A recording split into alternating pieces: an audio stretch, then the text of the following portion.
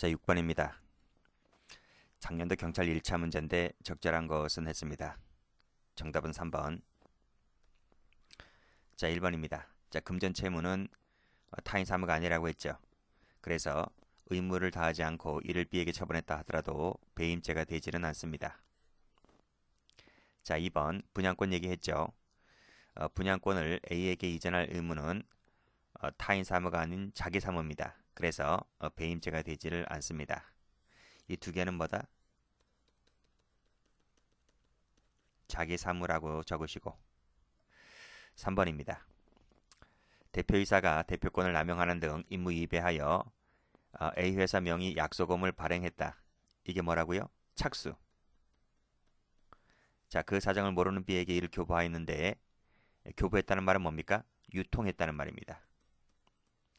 유통했으므로 배임죄 기수가 됩니다. 답은 3번. 4번 갑니다. A로부터 18억 원을 차용했다. 무슨 말이죠? 금전채무지. 그래서 올라가 보시면 이 1번 같은 법리입니다. 그래서 갑소유 아파트에 A명의 사순이 근저당권을 설정해 주기로 약정했는데 A에게 A 앞으로 해주지 않고 B 앞으로 해줬다는 거죠.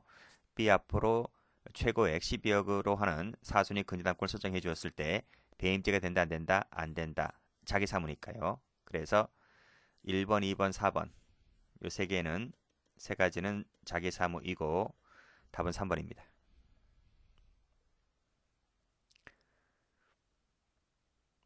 7번입니다. 검찰 구급 문제입니다. 옳지 않은 것은 했는데 3번입니다. 1번 타인 재물 보관하는 사람이 단순히 반환을 거부했다는 것만으로는 횡령이 되지 않아요.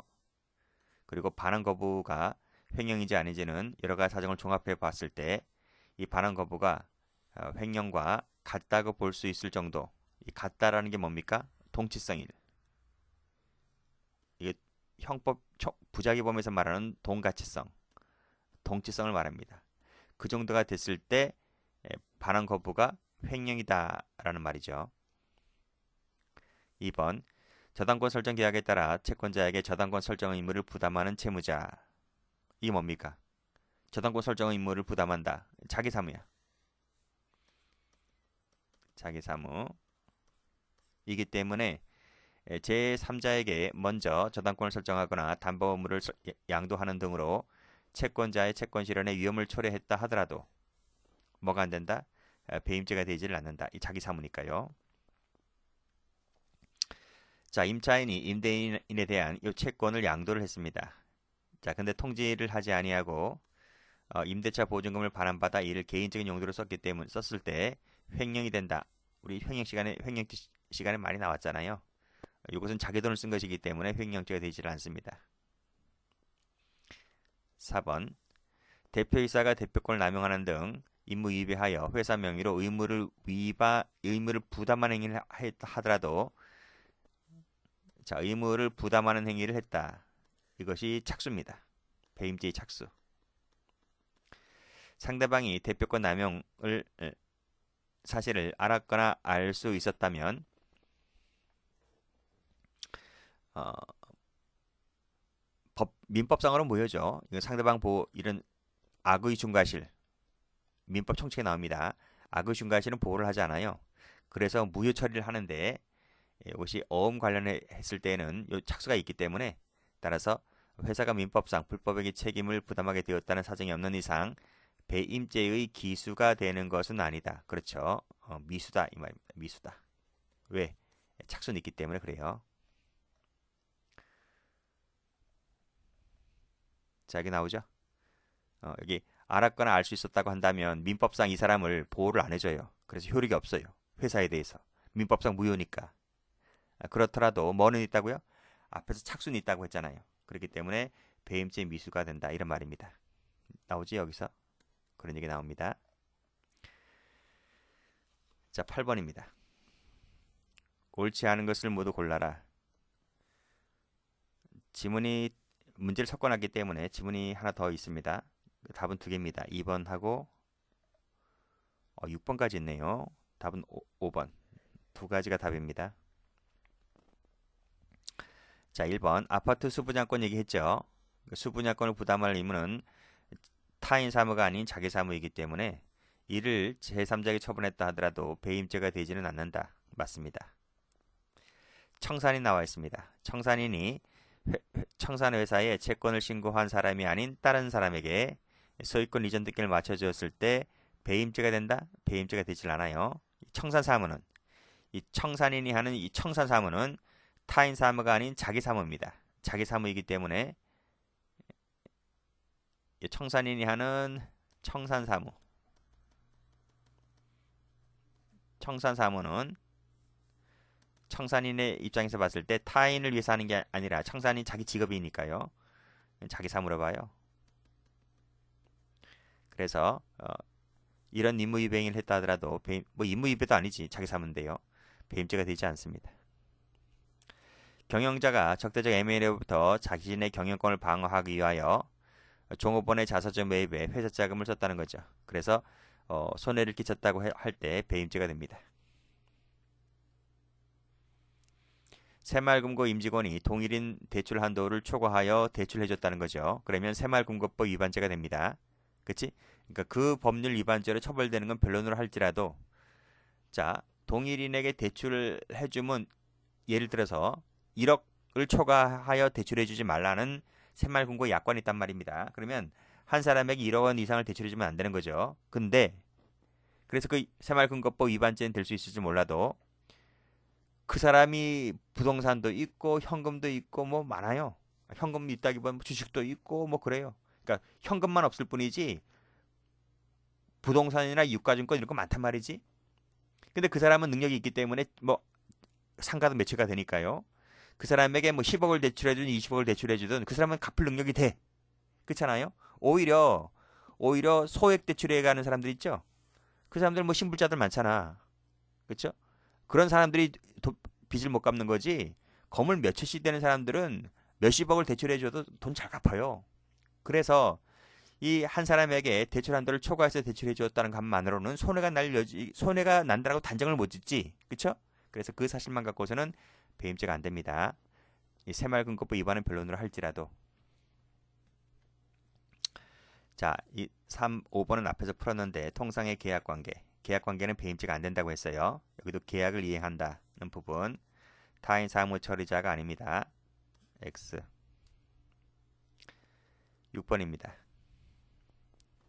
은행으로부터 대출을 받았다. 이 대출이 뭐야? 금전채무.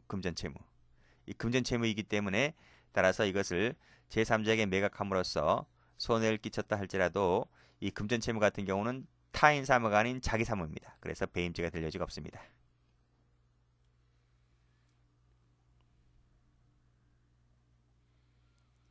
자, 9번 갑니다.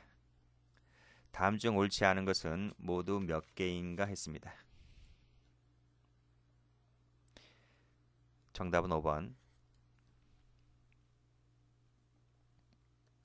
자, 1번. 횡령죄 파트에서 배웠는데 채권을 양도했다. 그쵸? 채권 양도는 그 횡령죄 안 된다고 했어요. 자, 다시 한번 채권 양도인이 통지하는 등으로 대항 요건을 갖추지 않았다는 말은 통지를 안 해줬다고요. 통지를 안 해줬단 말입니다. 자, 아는 채 채무자로부터 채권을 추심해서 수령한 금전이 있는데 이건 누구 돈이다? 이건 이 양도인 겁니다. 그래서 양수인을 위해서 수령한 것이긴 하지만 이것은 일단은 양도인 거예요. 양도인 거. 이 사람 거란 말이죠. 양수인 소유다 아닙니다. 그래서 채권 양도로 인해서 금전을 임의 처분했다 하더라도 내가 내 돈을 쓴 것이기 때문에 횡령죄가 되질 않아요. 자, 니은번. 송금 절차 착오로 피고인 명의로 계좌에 돈이 입금됐습니다. 눈먼 돈이 들어왔다는 거지. 근데 이 사람이 이 돈을 인출해서 소비를 해버렸습니다. 횡령죄 됩니까? 안 됩니까? 되죠. 신의칙상 보관 관계가 있다는 거지. 그치? 신의칙상 보관 관계가 있기 때문에 인출하고 소비하고 돈을 반환하지 않았다면 횡령죄가 될 여지가 있다는 것이고요. 일단 끊고. 송금인과 피고인 사이에 별다른 거래 관계 없어요. 눈먼 돈이 들어왔는데. 그치? 위탁 관계는 아니죠. 위탁관계는 아니지만 신의칙상 위탁관계는 있다는 거지. 신의칙상. 그래서 보관자의 지위가 될 수가 없으므로 있죠. 이 위탁관계라는 것이 어떤 거냐면 적으세요. 신의칙이라고 판례가 얘기를 하고 있습니다. 신의칙상 보관자의 지위가 되는 것이기 때문에 횡령죄가 됩니다. 점이탈물 X. 3번에 디귿번의 주권 밑줄. 주권은 이 권자가 채권자입니다. 우리가 한 권, 두 권 할 때. 그래서 이건 재물이기 때문에 객체가 됩니다. 그렇지만 끊고 주식은 재물이 아니죠. 그래서 객체가 될 수가 없습니다. 동그라미. 레이얼번. 갑주식회사 도시개발사업 시행자인 조합으로부터 기성금 명목으로 채비지를 지급받은 다음 이를 다시 병에게 매도를 했는데 조합장인 정이 환지 처분 전에 채비지 대상의 소유권 취득자로 등재된 갑회사와 어디? 대장에 등기부도 아니고요. 대장입니다. 대장에 소유자로 등재된 갑회사와 병 명의로 임으로 말소를 했을 때 배임죄가 된다. 배임죄 안 됩니다. 대장이라서. 그래서 이 대장은 적법한 공시 방법이 아니래. 그래서 배임죄가 되지 않는다는 거죠. 그래서 그건 그냥 암기하시면 됩니다. 이 대장만 색깔칠 하시면 돼요. 암기를 하시면 되는데 해설 가볼게요.